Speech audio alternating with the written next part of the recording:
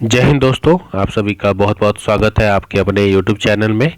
मैं आप सभी को NCERT की प्रैक्टिस सेट करा रहा हूं, जिसमें हम जियोग्राफी की क्लासेस 6 और 7 कंप्लीट कर चुके हैं।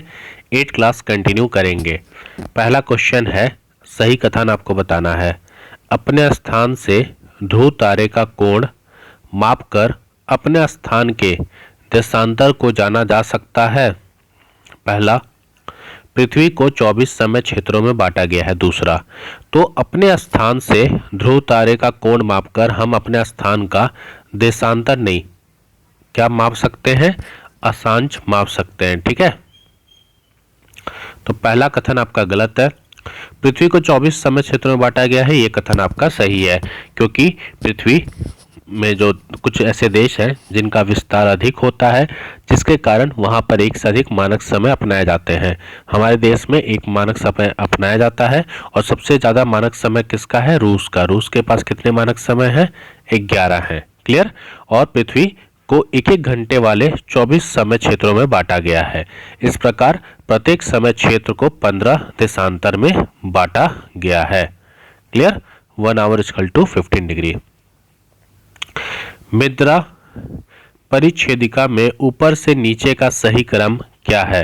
तो अगर आप सॉइल पढ़ेंगे तो ऐसा कुछ डायग्राम आपके बुक में बना होगा, जिसमें आपके ऐसे होगा। ठीक है, जो सबसे निचली वाला भाग होता है, इसमें आपके जनक चट्टानें होती हैं। चौथे पे, यहाँ पे 4th नंबर पे जनक चट्टानें होती हैं। फिर अपेक्षित चट्टानी पदार्थ होता है यहाँ पर तीसरे नंबर पे। सबसे ऊपर आपका, अच्छा ये आपका फर्स्ट, ये आपका सेकंड।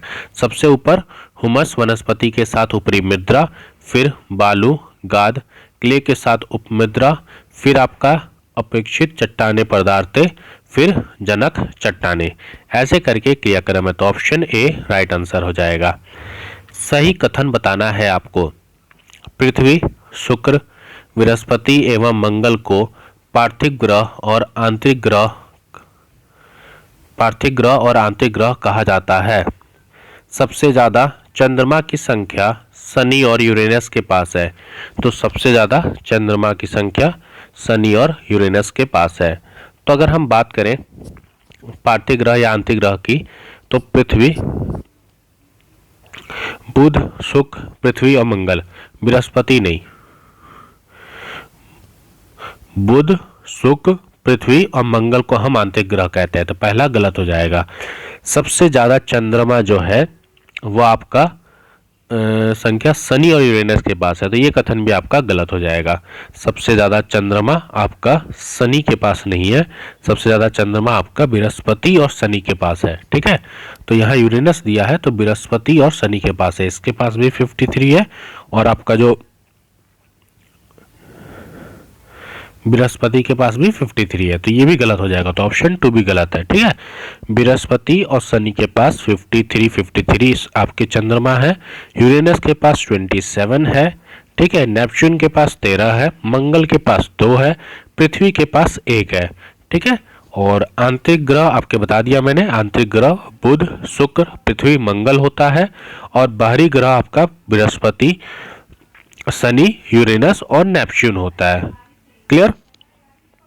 तो ना तो पहला ना तो दूसरा। अगला क्वेश्चन है, सूर्य ग्रह मंगल एवं बृहस्पति के मध्य पाया जाता है। भारतीय मानक समय उत्तर प्रदेश, मध्य प्रदेश, छत्तीसगढ़, उड़ीसा, तेलंगाना से होकर गुजरती है। कर्क रेखा, मकर रेखा के मध्य स्थित क्षेत्र को हम शीतोष्ण कटिबंधी कहते हैं। तो इसमें आपको बताना है कि इसमें गलत कथन, असत्य कथन कौन सा है। तो सूर्य ग्रह मंगल और बृहस्पति के मध्य पाया जाता है, ये कथन आपका सत्य है। कर्क रेखा और मकर रेखा के साथ, मकर रेखा के मध्य स्थित क्षेत्र को हम उष्णकटिबंधीय क्षेत्र कहते हैं। तो शीतोष्ण नहीं, हम उसे क्या कहते हैं? उष्णकटिबंधीय क्षेत्र कहते हैं। तो पहला, तीसरा कथन आपका गलत हो जाएगा। अब भारतीय मानक सीमा उत्तर प्रदेश, मध्य प्रदेश, छत्तीसगढ़, उड़ीसा और तेलंगाना से नहीं गुजरती है, आंध्र प्रदेश से गुजरती है। ठीक है, तो याद रखिएगा, उत्तर प्रदेश, मध्य प्रदेश, छत्तीसगढ़, ओडिशा और आंध्र प्रदेश से गुजरती है। क्लियर? तो ये भी गलत, तो असत्य कथन आपके 2 और 3 असत्य हो जाएंगे। जीवमंडल के संबंध में निम्नलिखित कथनों पर विचार कीजिए और सत्य कथन का चयन कीजिए। जीवमंडल में स्थल के अलावा जल तथा वायु का सीमित भाग सम्मिलित है। जीवमंडल के प्राणियों को मुख्यतः 3 भागों में बांटा गया है। जीवमंडल के सभी परिमंडल आपस में एक दूसरे को प्रभावित किए बिना पारस्परिक क्रिया करते हैं। तो बताइए इसमें से सही कथन कौन सा है? जीवमंडल स्थल, जल तथा हवा के बीच का एक सीमित भाग है, या वह भाग है जहां जीवन मौजूद होता है। तो जो पहला कथन है आपका वह सत्य है। ठीक, आगे बात करें तो यहाँ जीवमंडल स्थल मैंने आपको बता दिया। जीवमंडल स्थल में जीवों की बहुत सारी प्रजाति हैं जो कि सूक्ष्म जीवों तथा बैक्टीरिया से लेकर बड़े स्थानधारियों के आकार में भी पाई जाती है। मनुष्य सहित सभी प्राणी जीवित रहने के लिए एक दूसरे तथा जीवमंडल से जुड़े हुए हैं। जीवमंडल के प्राणियों को मुख्यतः 2 भागों में बांटा गया है। मुख्यतः 2 भागों में बांटा गया है, जंतु जगत और पादप जगत। ठीक है, पृथ्वी के ये तीनों परिमंडल आपस में पारस्परिक, यहाँ लिखा है ना, जीवमंडल के सभी परिमंडल आपस में एक दूसरे को प्रभावित किए बिना पारस्परिक क्रिया करते हैं। पृथ्वी के तीनों परिमंडल आपस में पारस्परिक क्रिया करते हैं और एक दूसरे को किसी न किसी रूप से प्रभावित करते हैं। तो यहाँ बिना लिखा है तो प्रभावित करते हैं। ठीक है, तो ये भी गलत, सत्य कथन सिर्फ ए। स्थल मंडल के संबंध में निम्नलिखित कथनों पर विचार कीजिए। स्थल मंडल के संबंध में, स्थल मंडल अनेक प्लेटों में विभाजित होता है जिन्हें हम स्थल मंडलीय प्लेट कहते हैं। स्थल मंडलीय प्लेट पृथ्वी के अंदर पिघले हुए मैग्मा के कारण कभी-कभी धीमी गति से चारों तरफ घूमती है। स्थल मंडलीय प्लेटों की गति के कारण पृथ्वी सतह पर परिवर्तन होता है। तो बताइए इसमें से सत्य कथन कौन सा है? स्थल मंडल अनेक प्लेटों में विभाजित है जिन्हें हम स्थल मंडलीय प्लेट कहते हैं। तो पहला कथन आपका सत्य हो जाएगा। यह प्लेट हमेशा धीमी गति से चारों तरफ घूमती है। प्रत्येक वर्ष केवल कुछ किलोमीटर के लगभग पृथ्वी के अंदर पिघले हुए मैग्मा में होने वाले गति के कारण ऐसा होता है। तो लिखा है कि कभी कभी धीमी गति से चारों तरफ घूमती है, नहीं, या तेज गति से चारों तरफ घूमती है। पृथ्वी के अंदर पिघला हुआ मैग्मा एक वित्तीय रूप में घूमता है और स्थल मंडलीय प्लेटों की गति के कारण पृथ्वी सतह पर परिवर्तन होती है। तो पृथ्वी सतह पर परिवर्तन होती है, ये कथन भी सत्य है। तो कौन सा कथन सही है? तो कथन आपका पहला और तीसरा सही है, दूसरा गलत है। ठीक है, क्योंकि यहाँ पे धीमी गति लिखा है। अगला क्वेश्चन है हमारा, निम्नलिखित कथनों पर विचार कीजिए। जो बल पृथ्वी के आंतरिक भाग में गठित होते हैं उन्हें एक्सोजोनिक फोर्स कहते हैं। जो बल पृथ्वी की सतह पर उत्पन्न होते हैं उन्हें हम एंडोजोनिक फोर्स कहते हैं। तो यहाँ पर तो आपका दोनों कथन गलत है। पृथ्वी के आंतरिक भाग को हम एंडोजोनिक और पृथ्वी के सतह पर जो भाग होती है उसे हम एक्सोजोनिक कहते हैं। ठीक है, तो ऑप्शन डी, ना तो पहला ना तो दूसरा। अंतजनित बल कभी कभी आकस्मिक गति उत्पन्न करते हैं। अंतजनित बल कभी कभी आकस्मिक गति उत्पन्न करते हैं। निम्नलिखित में से कौन सी आकस्मिक गति के कारण पृथ्वी की सतह पर अत्यधिक हानि होती है? अंतजनित बल कभी कभी आकस्मिक गति उत्पन्न करते हैं तो निम्नलिखित में से कौन सी आकस्मिक गति के कारण पृथ्वी की सतह पर अत्यधिक हानि होती है। तो इसमें दिया हुआ है, अच्छा आपको बता रहा है भूकंप, बादल का फटना या फिर ज्वालामुखी। तो देखिए आकस्मिक गति के कारण पृथ्वी की सतह पर तो बादल का फटना, भूकंप होगा और ज्वालामुखी होगी, क्योंकि बादल का फटना आपके पृथ्वी की सतह पर अत्यधिक हानि नहीं करता।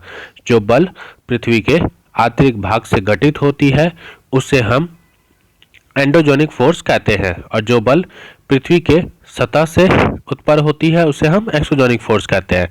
तो अंतजनित बल कभी आकस्मिक गति उत्पन्न करते हैं तो वह कभी धीमी गति से।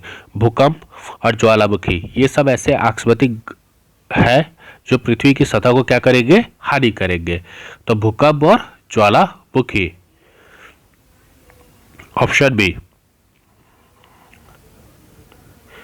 अगला क्वेश्चन है भूकंप के संबंध में निम्नलिखित कथनों पर विचार करें और बताएं कौन सा कथन सत्य है। भूकंप के संबंध में पहला कथन कहता है भूपट्टी के नीचे वह स्थान जहां कंपन आरंभ होता है उसे हम उद्गम केंद्र कहलाता है। तो भूपट्टी के नीचे वह स्थान जहां पर कंपन आरंभ होता है उसे हम उद्गम केंद्र कहते हैं। ये कथन आपका सत्य है। उद्गम केंद्र के भू सतह पर उसके निकटतम स्थान को हम अधिकेंद्र कहते हैं। ये कथन भी सही है। अधिकेंद्र के निकटतम भाग में सर्वाधिक हानि होती है। ये कथन भी सही है। और अधिकेंद्र से दूरी बढ़ने के साथ साथ भूकंप की तीव्रता भी धीरे धीरे बढ़ जाती है। ये कथन आपका थोड़ा गलत है, क्योंकि अधिकेंद्र के कंपन बाहर की तरंगों के रूप में गमन करती है। जो अधिकेंद्र होता है उसके निकटतम भाग में सबसे ज्यादा हानि होती है, और जैसे जैसे दूरी बढ़ती है भूकंप की तीव्रता क्या होने लगती है, धीरे धीरे कम होने लगती है, बढ़ती नहीं है, कम होने लगती है। तो ये कथन आपका गलत हो जाएगा। भूकंपीय तरंगों के संबंध में निम्नलिखित कथनों पर विचार कीजिए और बताइए कौन सा कथन आपका असत्य है। भूकंपीय तरंगों के संबंध में पी तरंग अनुपस्थ तरंगे होती हैं, एस तरंग अनुदैर्घ्य तरंगे होती हैं, एल तरंग पृष्ठीय तरंग कहा जाता है। तो यहाँ पे पी, एस, एल तरंगों के बारे में बात हो रही है। तो देखिए असत्य पूछा है हमसे। तो भूकंपीय तरंगे तीन प्रकार की होती है। जो पी तरंग होता है ये आपका अनुदैर्घ्य तरंग होता है। तो पी तरंग, ये जो अनुदैर्घ्य तरंग है ये आपका पी होता है। तो पहला गलत। एस तरंगे आपके ये भी गलत है। तो ये आपका एस तरंग हो गया। एस तरंग जो होता है वो अनुप्रस्थ तरंग होता है, और एल तरंग को हम पृष्ठीय तरंग कहते हैं। तो सिर्फ तीसरा सही है। असत्य पूछा है तो पहला और दूसरा असत्य है। एल तरंग को हम पृष्ठीय तरंग कहते हैं, एस तरंग को हम अनुप्रस्थ तरंग कहते हैं, और पी तरंग को हम अनुदैर्घ्य तरंग कहते हैं। तीन प्रकार के आपके भूकंपीय तरंग होते हैं। भूकंप की तीव्रता को किस स्केल में मापा जाता है। तो भूकंप की तीव्रता को हम रिक्टर स्केल के यंत्र से मापते हैं। निम्नलिखित कथनों पर विचार कीजिए और कौन सा कथन सत्य है ये आपको बताना है। ठीक है। पृथ्वी की सतह पर सैलों के टूटने की क्रिया को अपरदन कहते हैं। भूदृश्य पर जल, पवन, हिम जैसे विभिन्न घटकों के द्वारा होने वाले क्षय को हम अपश्य कहते हैं। तो अपरदन और अपश्य की बात कर रहा है। तो बताइए कौन सा कथन आपका सत्य है। तो पहले मैं इसके बारे में थोड़ा आपको बता देता हूं। अपश्य एवं अपरदन नामक दो प्रक्रमों द्वारा ये आपका दृश्य भूमि लगातार विघटित होती रहती है। पृथ्वी की सतह पर सैलों के टूटने से अपश्य की क्रियाएं होती हैं, और भूदृश्य पर जल, पवन, हिम जैसी विभिन्न घटकों के द्वारा होने वाले क्षय को हम अपरदन कहते हैं। तो जो जल, पवन, हिम जैसे विभिन्न घटकों के द्वारा जो होने वाले क्षय हैं उसे हम क्या कहते हैं, उसे हम अपरदन कहते हैं, और पृथ्वी की सतह पर सेलों का जो टूटना है उसे हम अप्रसय कहते हैं।